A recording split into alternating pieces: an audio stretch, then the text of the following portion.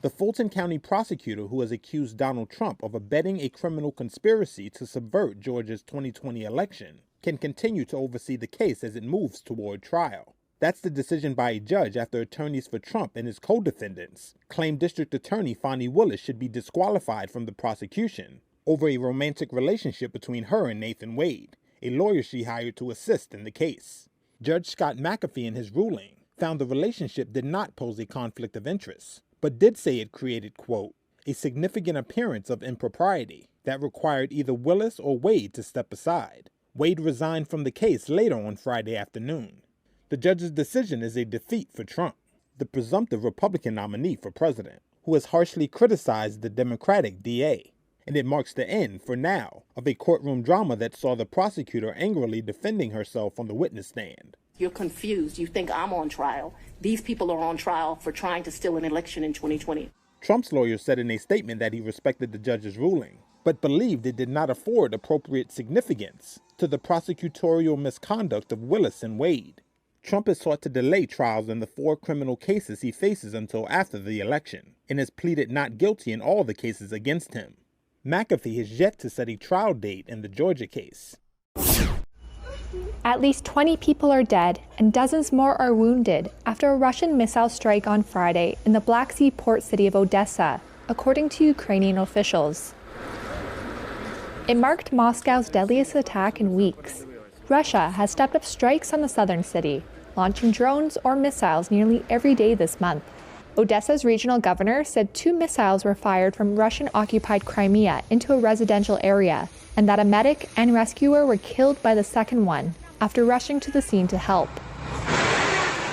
Homes, a rec facility, and a gas pipeline were all damaged in the attack, according to the Southern Military Command.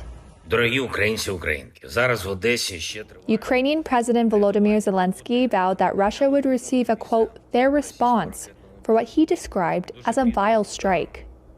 As one of Ukraine's biggest ports, Odessa has long been a target of Russian attacks.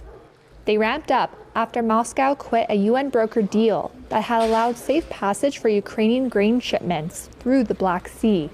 Moscow denies targeting civilians in the full-scale invasion of Ukraine, which it launched in February 2022, though many have been killed in frequent Russian strikes.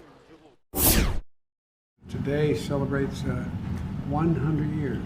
That's right. 100 years diplomatic relations between Ireland and America. Just days before St. Patrick's Day, U.S. President Joe Biden and Irish Prime Minister Leo Varadkar on Friday pledged to work together to secure a ceasefire in the Israel-Hamas conflict. We're working together to increase humanitarian assistance in Gaza, and we both know there's a whole lot more has to be done. We need to have a ceasefire as soon as possible to get food and medicine in, to get passages out, and we need to talk about how we can make that happen and move towards a 2-state solution, which I think is the only way we'll have lasting peace.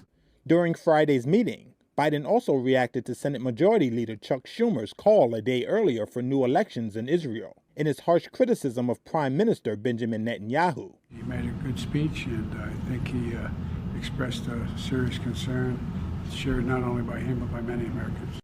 The focus on a Gaza truce comes as Biden, who prides himself in his Irish Catholic heritage, reaffirmed America's support for the Belfast Good Friday Agreement, that landmark peace accord that ended 3 decades of violence in Northern Ireland, which celebrated 25 years last April. Some McDonald's stores were back online after a technology outage on Friday. Operations were disrupted for a few hours at many restaurants worldwide. The fast food giant ruled out the possibility of a cybersecurity incident and further said the tech issue was being resolved. Restaurants in countries including Japan, the UK, Canada and Australia faced outages. The issue seemed to have affected customers in Hong Kong and New Zealand as well. McDonald's declined to comment on the number of stores impacted. Many of its stores in Japan had stopped taking in-person and mobile customer orders due to system disruption.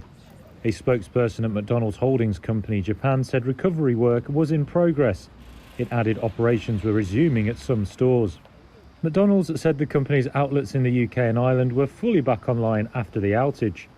Earlier this month, Meta-owned Facebook and Instagram also face tech issues that hit global services for hundreds of thousands of users.